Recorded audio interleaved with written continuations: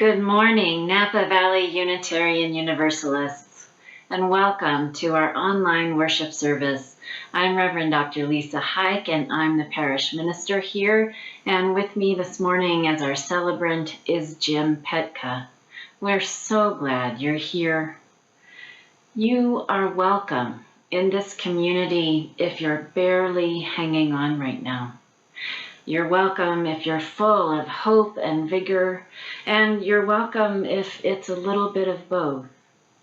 You're welcome if you come looking for a community who will love you just as you are. You're welcome if you're looking for a community to help you grow, and you're welcome if you're looking for a little bit of both. You're welcome if you love people of the same gender as you. You're welcome if you love people of a different gender, and you're welcome if you love a little bit of both. You're welcome if you're cisgender, you're welcome if you're transgender, and you're welcome if you're a little bit of both. You're welcome here if your skin and hair are very, very dark. You're welcome if they're light, and you're welcome if they're a little bit of both. Whoever you are, whatever your state of mind, whomever you love, and whatever your color, you are welcome here. All this month, we've been asking ourselves the question, what does it mean to be a people of renewal? How do we renew our own spirits? How do we renew our relationships and our communities? How do we renew our world? Today, I'll share a practice with you that can help you do all of these things.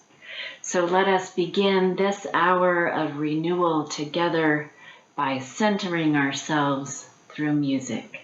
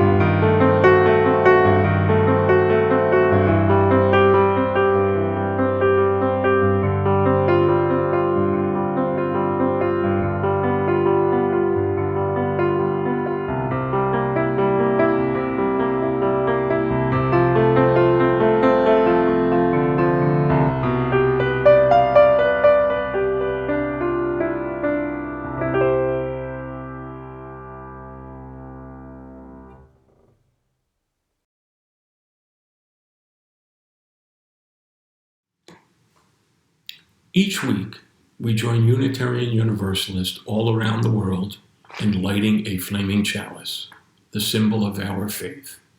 You are invited to light a chalice or a candle at home now with these words from Reverend Gretchen Haley. Though you have been warned and given plenty of explanations, reasons to do otherwise, you have persisted to claim a life of joy and justice and to carve out this time for renewal Despite the din demanding your attention, luring you towards fear and cynicism, you persist with gratitude for this day, this life that has been given this chance to begin again. Despite all the forces of fragmentation, the disappointing ways we fail each other, fail ourselves, we must refuse to let grief undo us or to let our dreams get lost along the way. In spite of all the evidence, we keep showing up at the edge of our own longing, and then we keep going, remembering this duty we have to life, in a greater sense, this duty we have to each other, our children and their children. This hope is also a choice we make, this promise we fight for, to persist in kindness, preserve in compassion, and prevail in a life that is bound entirely to love. Let us now join in singing Come, Come, Whoever You Are, hymn number 188, Come, Come, Whoever You Are.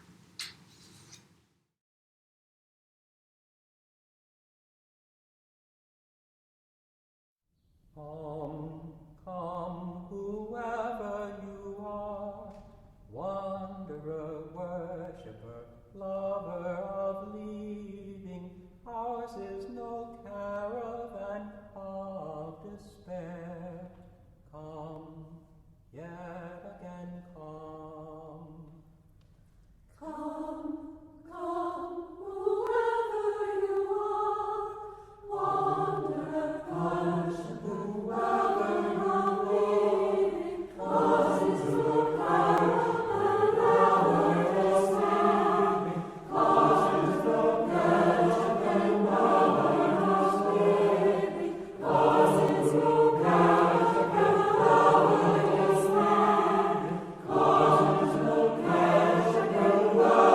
of despair. Cause it's no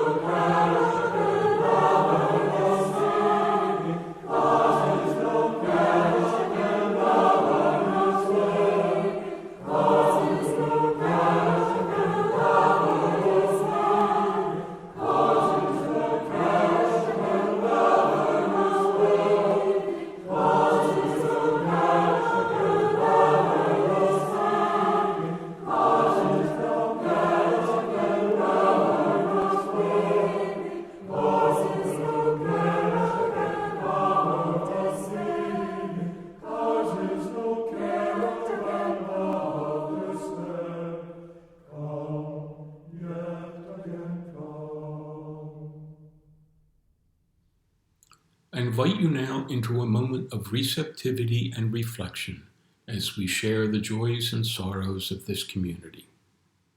We make sacred the milestones of our lives when we share them with each other. We have here a bowl of water with some stones in it. If you want to share a joy or a sorrow with all here, type it into the chat and then find a stone in the bowl that can symbolize what you've shared. If you have a joy or sorrow in your heart that you don't need to share, simply type stone and find a stone in the bowl to symbolize what is in your heart.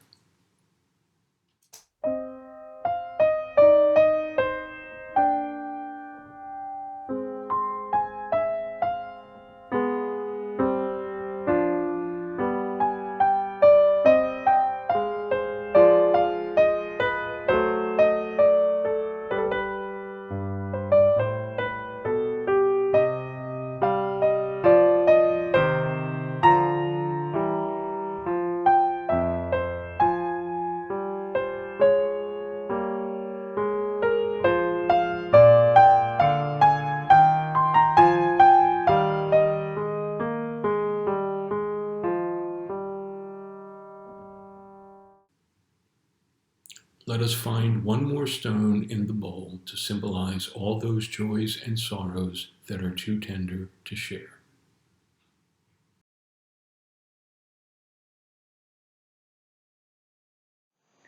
When we share our joys and our sorrows, we weave a web of love and care that lifts and supports us all. Now, let's go deeper. I invite you to get comfortable wherever you are, in an attitude of both relaxation and attention. Become aware of how Earth is supporting you, how Earth cradles you when you lie down, when you sit, when you stand. Earth holds you in every moment of your life. Now receive a breath from the green growing beings of this Earth community. In and then out.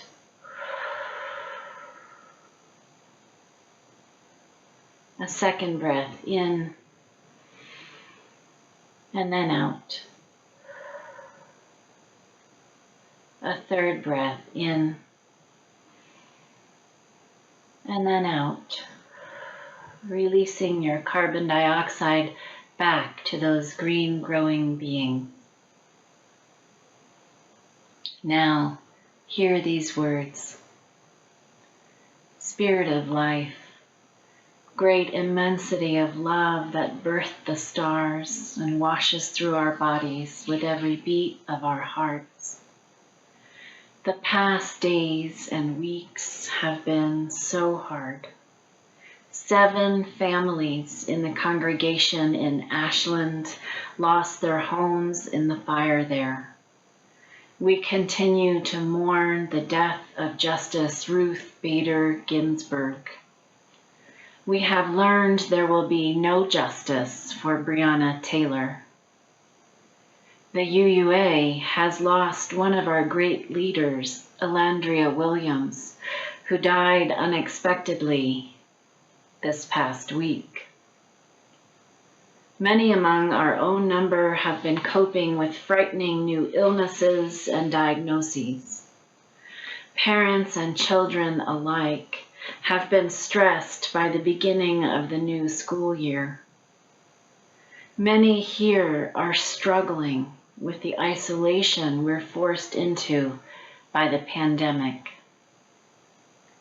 And yet, the smoke has cleared for the moment, and the skies are achingly blue. The air sweet with the fragrance of oaks and dry grasses. Bees work busily in autumn flowers. The bright vermilion trumpets of the California fuchsias lift their heads in praise. Sandhill cranes fly in long threads high up in the sky, their distant calls curling down to our ears. Puppies and kittens spend their days in a mad swirl of ecstatic play. Toddlers giggle at the same games parents and children have played for thousands of years. May we remember in times such as these that feeling joy and loving beauty are not only permissible, but necessary. They are the reason we're alive and the way we get through hard times. May we also remember that whatever we're experiencing, we are not alone. We have each other, even if we're not together in person. We have many other companions in all beings with whom we share this world.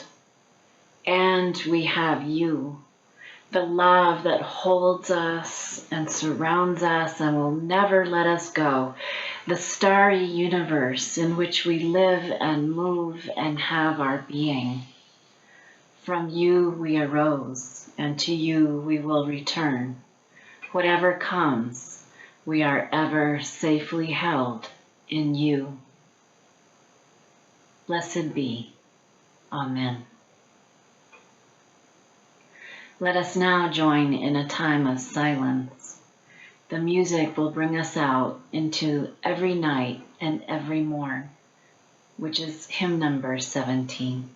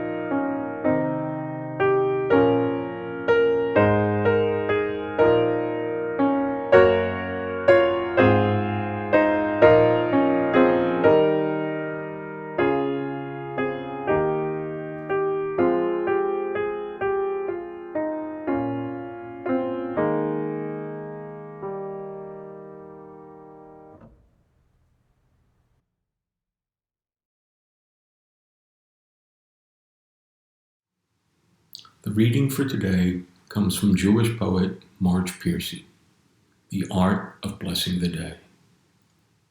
This is the blessing for rain after drought. Come down, wash the air so it shimmers a perfumed shawl of lavender chiffon. Let the parched leaves suckle and swell. Enter my skin, wash me for the little chrysalis of sleep rocked in your plashing. In the morning the world is peeled to shining. This is the blessing for sun after long rain. Now everything shakes itself free and rises. The trees are bright as pushcart ices. Every last lily opens its satin thighs. The bees dance and roll in pollen, and the cardinal at the top of the pine sings at full throttle, fountaining. This is the blessing for a ripe peach. This is luck made round. Frost can nip the blossom, kill the bee. It can drop a hard, green, useless nut. Brown fungus, the burrowing worm that coils in rot, can blemish it and wind can crush it on the ground. Yet this peach fills my mouth with juicy sun. This is the blessing for the first garden tomato. Those green boxes of tasteless acid the store sells in January, those red things with the savor of wet chalk, they mock your fragrant name. How fat and sweet you are weighing down my palm, warm as the flank of a cow in the sun. You are the savor of summer in a thin red skin. This is the blessing for a political victory. Although I shall not forget that things work in increments and epicycles and sometimes leaps that half the time fall back down, let's not relinquish dancing while the music fits into our hips and bounces our heels. We must never forget pleasure is as real as pain. The blessing for the return of a favorite cat. The blessing for the love returned, for friends returned, for money received unexpected, the blessing for the rising of the bread, the sun, the oppressed. The discipline of blessings is to taste each moment, the bitter, the sour, the sweet, and the salty, and be glad for what does not hurt. The art is in compressing attention to each little and big blossom of the tree of life, to let the tongue see in each fruit its savor, its aroma, its use. Attention is love, what we must give children, mothers, fathers, pets. Our friends, the news, the woes of others, what we want to change, we curse, and then we pick up a tool. Bless whatever you can with eyes and hands and tongue. If you can't bless it, get ready to make it new.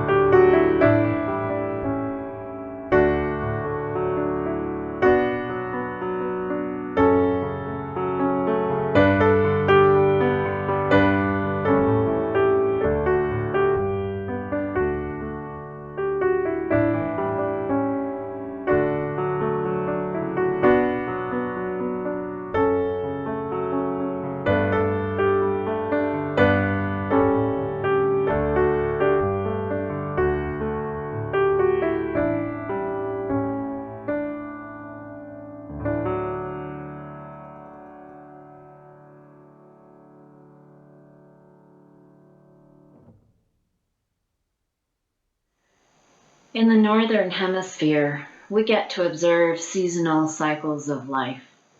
We get to see a time when it seems everything is dying. Leaves turn colors and fall off trees. Flowers and grasses turn brown and fade away. The rampant growth of spring and summer becomes so much detritus. Even many of the birds go silent or depart for warmer climes. Then, here in Northern California, in a good year, the rains come. And after a time, life begins anew. Green shoots emerge from the ground. Ferns uncurl their spiral forms. New leaves unfurl, flowers bloom, birds return and sing, hundreds of kinds of baby animals are born. It turns out that trees give up their leaves, the flowers their petals, just so they can begin again. In these times, we are giving up much. But perhaps, as Valerie Kaur has said, this present darkness is not the darkness of the tomb, but the darkness of the womb. Perhaps it's necessary that we give up our sense of normalcy in order to begin again. As Leslie Dwight has written, what if 2020 isn't canceled? What if 2020 is the year we've been waiting for? A year so uncomfortable, so painful, so scary, so raw, that it finally forces us to grow. A year that screams so loud, finally awakening us from our ignorant slumber. A year we finally accept the need for change, declare change, work for change, become the change. A year we finally band together instead of pushing each other further apart. 2020 isn't canceled, but rather the most important year of them all. What if this is indeed a time when we can let all that is harmful in and about our society fall away? What if we can create something new, a new way of being in the world that honors the sacredness of all life, that is grounded in an ethic of care and collaboration? What if this is a time of regeneration? And what if, even better, this particular little congregation can contribute something big to this process of regeneration? What if we can learn a new practice that is so marvelous, its effects ripple out into the world and not only help heal it, but make it even more beautiful than it was before? What if there is a tool sitting here before us that we can pick up in order to make the world new? And what if, moreover, this practice could help every person here and elsewhere live a longer, healthier, happier, better life? What if it could renew every kind of love relationship we have, from friendship to romantic love, from marriage to parenting? What if it could help families get along better in these times of very close quarters and be happier together for the rest of their lives?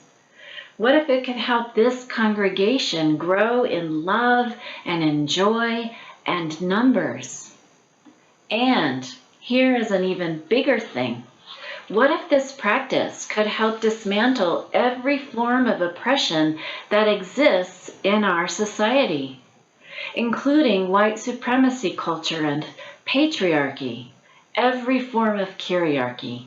Remember kyriarchy, social systems organized through domination and submission? Every form of kyriarchy. What if the practice I'm talking about is actually a fundamental building block of the new world we long to create? What if by carrying out this practice, we are actually creating that new world? Would you want to know what this practice is?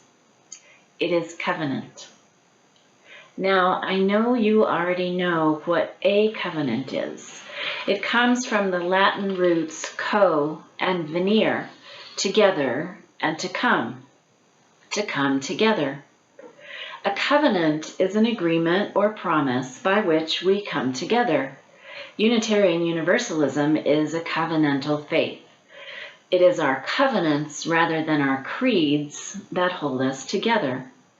The UU Association of Congregations, or UUA, comes together through a covenant in which we affirm and promote our 7 principles, which hopefully will soon become 8. But what does it mean to practice covenant? Let me explain with a story from my friend Reverend Lynn Unger, whom you also know. Once upon a time, there was a congregation that had a treehouse on its grounds. It had 2 ladders, one on each side of a big platform. All the kids of every age loved to play in the treehouse. The little kids loved to swarm up and down those ladders and run across the platform. The teens loved to hang out and play cards. The problem was sometimes the teens would be playing cards on the platform and the younger kids would run straight through their games and scatter the cards, and the teens would get mad and yell at them to get out and stay away. Well, the parents were upset about this, so they called a meeting to decide what to do about the treehouse situation. They thought that it would be necessary to make a plan with rules for everyone to follow and consequences for breaking the rules. So they called a meeting of all concerned adults, and the parents brought their kids with them and let them go play, with stern warnings to the little ones not to run and to the teens not to yell. As the adults aired their concerns one by one, they got to a point where they realized they should go look at the treehouse. So they trooped outside, only to find all of the kids peacefully sharing. "We made a covenant," one teen explained. The kids all knew what a covenant was because they'd learned about them in their religious exploration classes. They decided they needed to make an agreement with each other about how they would share the treehouse.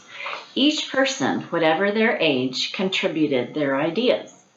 The teens wrote it all down, including the part about what would happen if someone didn't follow the covenant. The agreement. The kids agreed that the older kids would play cards in the corner of the treehouse that wasn't in the direct path between those 2 ladders. And the younger kids would still be able to swarm up and down the ladders, but they would be careful not to run around into the corner and through the older kids' games. They would post the covenant at the bottom of the ladders so everyone would see it, and if anyone forgot, the other kids would gently remind them. When the parents heard all this, they marveled. Their kids were better at conflict resolution than they were. And it was all because they knew how to make and keep a covenant. Now, of course, there were times later when the kids did forget, or they were grumpy and weren't their best selves, and they did fall out of covenant. But their friends would call them back in, not call them out, but call them back in to the covenant. And over time, the covenant became part of their very being. And not just that covenant, but the idea of covenant, the practice of covenant. Sometimes UU teens who have been to regional and district conferences come back to our congregations ready to participate in leadership. They attend their first meeting of a committee full of grown-ups and are horrified at what they see happening. People interrogate each other. They shout, they point fingers, they storm off, or perhaps worse, they keep quiet when someone else says something racist or sexist or refers to someone by the wrong pronoun. Or the adults talk about someone who isn't in the room. They triangulate. I've known teens to leave meetings in tears at the behavior of the adults. There was no covenant, they told me. Why was there no covenant? How can you call someone back into covenant if there's no covenant in the first place? And the larger underlying question that these teens have, if adult UUs can't relate to each other in a consistently loving way, how can we expect anyone else to? How will the deep divisions in our nation and our world ever be healed if these trusted adults don't know how to practice being in community with others both like and different from themselves? Covenant is a way of practicing community. It's a way of being in relationship that helps the whole community thrive so that each individual thrives. And it helps each individual thrive so that the whole community can thrive. I often preach about how Unitarian Universalism calls us to live from love rather than fear. Covenant is how we do that. It is the way we practice living from love and not fear. But what kind of covenant helps us practice living from love? A covenant of right relations. Now, a word here about the words I'm using. When I say right relations, I'm not using the word right as opposed to the word wrong. I'm using them in the sense the Buddha did when he taught about right thoughts leading to right words, leading to right actions. He was talking about thoughts and words and actions that lead to health and wholeness, well-being for all living creatures. Covenants of right relations help us live into the health and wholeness of all beings.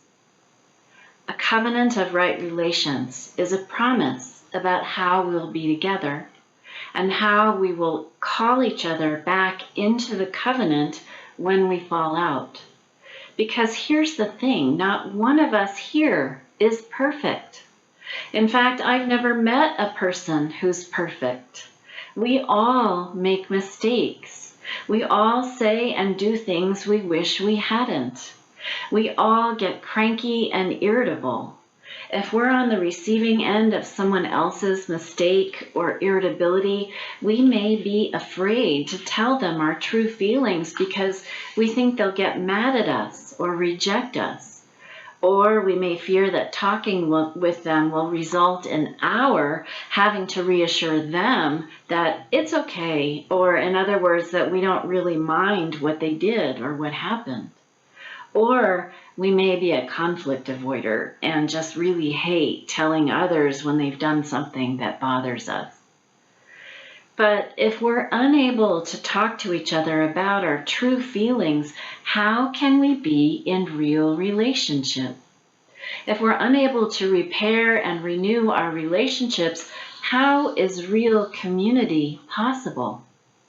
And if we UUs can't renew and repair our relationships with each other, how can we expect our diverse nation to do any better? A covenant of right relations enables us to be messy and imperfect and still stay together in community.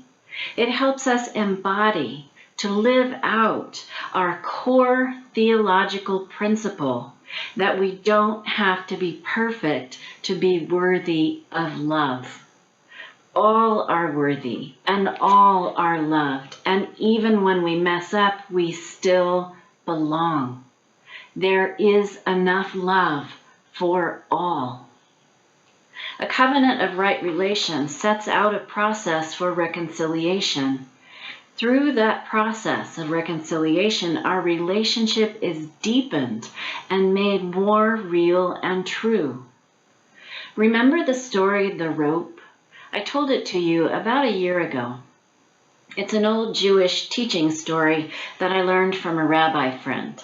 I placed several people along the length of a rope and had them act out arguments. We cut the rope, at each place of disagreement, breaking the connections between the people. Then I had the people reconcile with an apology and forgiveness. We tied a knot then at each place of reconciliation, and at the end, with the knots in the rope, the people were closer together than they had been before. That is how a covenant of right relations works. When we have an agreement about how we want to be together and how we will repair our relationship when we fall out, and we practice that process, we end up much closer than before. As we practice the process over and over again, it becomes an ongoing cycle of renewal, like all of the other cycles of life in which we live and move and have our being. Like those other cycles of life, it holds us in a process of interbeing, in a process of becoming in community, in which we can develop a deep and abiding faith. We know we are loved. We know we are worthy. We know we belong. We know others are loved. We know others are worthy. We know others belong. We know how to interbe with others in ways that honor both our commonalities and our differences. And what's more, this cycle of life, like every other, is not static. The process of reconciliation doesn't leave us where we were before we fell out of covenant. Instead, we are new beings, having learned and grown and unfolded in relationship with each other. This is a process of constant renewal, constant regeneration. This past summer, the Unitarian Universalist Association's Commission on Institutional Change gave its final report at our virtual General Assembly. The Commission on Institutional Change was charged with examining how white supremacy culture manifests in our religious movement and make recommendations about how to root it out. One of its main recommendations was to renew our covenantal theology. And now you know why. The way we root out white supremacy culture in our religious movement and beyond, the way we dismantle all kyriarchy, all oppression, is by learning to live from love rather than fear. And the way we do that is with covenant. This year, you will have the opportunity to make a congregational covenant of right relations. You will have the opportunity to be the change you wish to see in the world. May you pick up this tool, and may you use it to make the world new. May it be so. Amen. Blessed be.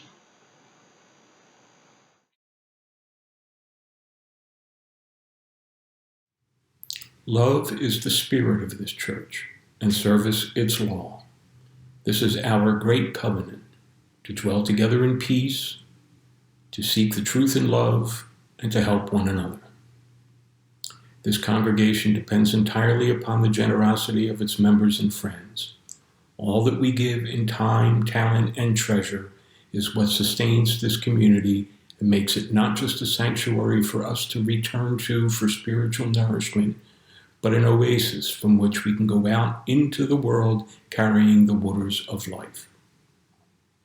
Each fourth Sunday, our congregation donates to a local organization that shares our values. Today, that organization is Share the Care. Here to speak about the work of that organization is Yvonne Baginski, a longtime friend of NVUU that many of you know. You may also know of her organization, Share the Care, or have heard of Yvonne's Porch, a place to find or donate medical equipment. She is often the only person that seniors in need can turn to, and she has limited resources. Hi, I'm Yvonne Baginski with Share the Care Napa Valley. I'm out here this morning picking up a wheelchair that someone had just dropped off a few moments ago that will be reused and recycled to somebody in need. That's one of the programs that Share the Care Napa Valley offers. You'll see here we have a shower chair, we have items on the front porch. A lot of people come by here. In fact, about 1,200 people come by here every year to pick stuff up, drop stuff off from as far away as Lake County. We have them come from Santa Rosa, Vallejo. We're the only community in the entire Bay Area that offers a service like this. Not only do we keep things out of landfill, but we let people come home from hospitals sooner and be discharged from nursing homes because they can get the equipment when they need it. Yes, we also have a Stop Falls program, so we make your home safe as well. If you're a low-income older adult in Napa Valley, we can come out and do a home safety assessment. And from there, we can decide on what modifications and what changes you need so that you don't fall. We'll pick up your clutter, we'll help organize your stuff, and make your home as safe as possible. Years ago when we started this program, we didn't have services like this in Napa Valley. In fact, we started off as a volunteer-friendly visiting program. As the community changes, so do we. The reason we even exist is because of you. We rely on individual donations and private grants, and would certainly love to have the Unitarian Universalist Church a part of our project. Thank you. Share the Care is receiving matching donations from Travis Credit Union until September 30th. We encourage you to donate electronically through our website so that your gift will be matched. Click on the donate link at nvuu.org. All check donations will be sent to Share the Care unless the check has pledge in the memo line. Checks should be made out to NVUU and should be sent to NVUU 1625 Salvador Avenue, Napa, California 94558. Thank you.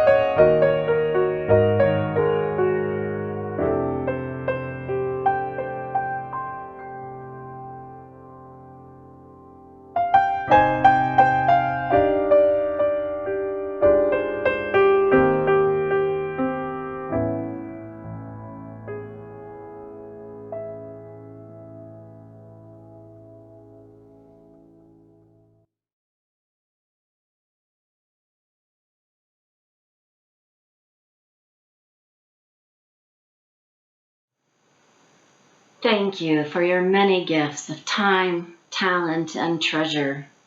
They're vital to helping build the beloved community in this congregation and the region beyond. May we use them well. I want to especially thank Jim Petka for being our celebrant today, and Brian Shaw for his music and for producing this video. And today I have several important invitations into community to share before we close. First, we have a Zoom social hour after the service, as we do every week, which you are welcome to join. The link is in the chat and also in an email our members received this morning. Second, today we have a special activity that will start about 15 minutes into the social hour. It is a listening session with me, a member of the ministerial formation team, and a member of the board. This is an opportunity for you to make your feelings about some aspect of my ministry here known. Listening sessions are going to be happening about every other month this year. Each one will be a facilitated conversation about a particular topic decided on by the ministerial formation team, which is also called the MFT. The MFT, which consists of Lee Hamilton, Lenore Hirsch, and Shauna Bynum, is charged with helping your minister with their professional development. Today's topic will be pastoral care. So if you have anything to share about your experience of my pastoral care or any pastoral care in this congregation, please come to the listening session. We're really looking forward to hearing from you. The third invitation I have for you is to sign up for a Soul Circle this coming week. Groups will be starting in the second week of October. Soul Circles have 3 goals. First, practicing deep listening skills. Second, enjoying spiritual nourishment and development. And third, building bonds with your peers. If you've been enjoying the packet of materials on renewal and think it would be lovely to meet with a small group of other folks to share your experience of these kinds of materials with them, you are right. It is lovely. It is magical, in fact, and the people who were in Soul Circles last year said their lives were forever changed for the better. Our facilitators this year are Linda Dedeker-Yolo and Thompson Hamilton. Look for the sign-up materials you received from me in an email and then get started on the packet on deep listening, which is our theme for October. Finally, next weekend, we will join the Santa Rosa congregation, the Marin congregation, and the Petaluma congregation, also the Chico congregation, at the first ever online UU revival. This 5-congregation worship service will take place at 10:30 on Sunday, October 4th, next Sunday, on Zoom. That's 10:30, not 11, and on Zoom, not YouTube. You'll be getting all the information you need by email, don't worry, but I wanted to give you a heads up today. Now, let us close this time of renewal together by singing hymn number 1017, Building a New Way.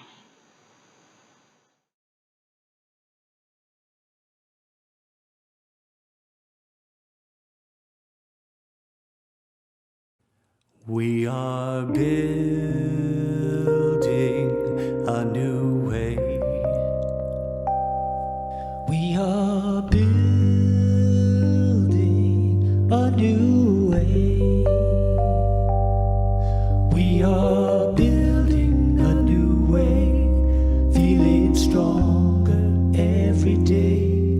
We are building a new way. We can feed our every need. Every need. We can feed our every need. Every need. We can feed our every need. Start with love, that is the seed. We can feed our every need. Peace and freedom is our cry. Peace and freedom is our cry.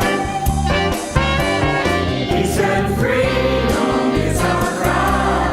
Without these, our world will die. Peace and freedom is our cry.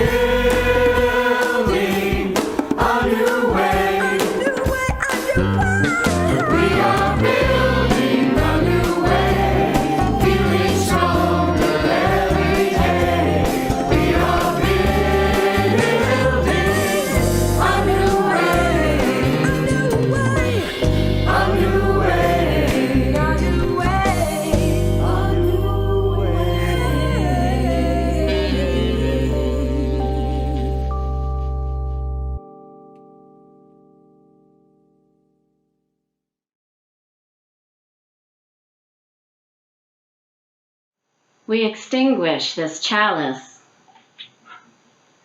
but not the light of truth, the warmth of love, or the fire of commitment. These we carry in our hearts out into the world until we meet again. Now, people of this beloved community, go forth from this time with these words from my friend Reverend Joe Cherry.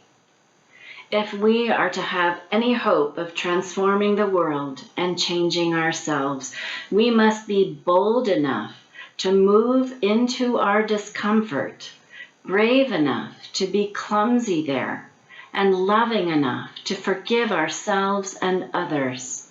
May we, as a people of faith, be granted the strength to be so bold, so brave, and so loving. Go shining. Blessed be.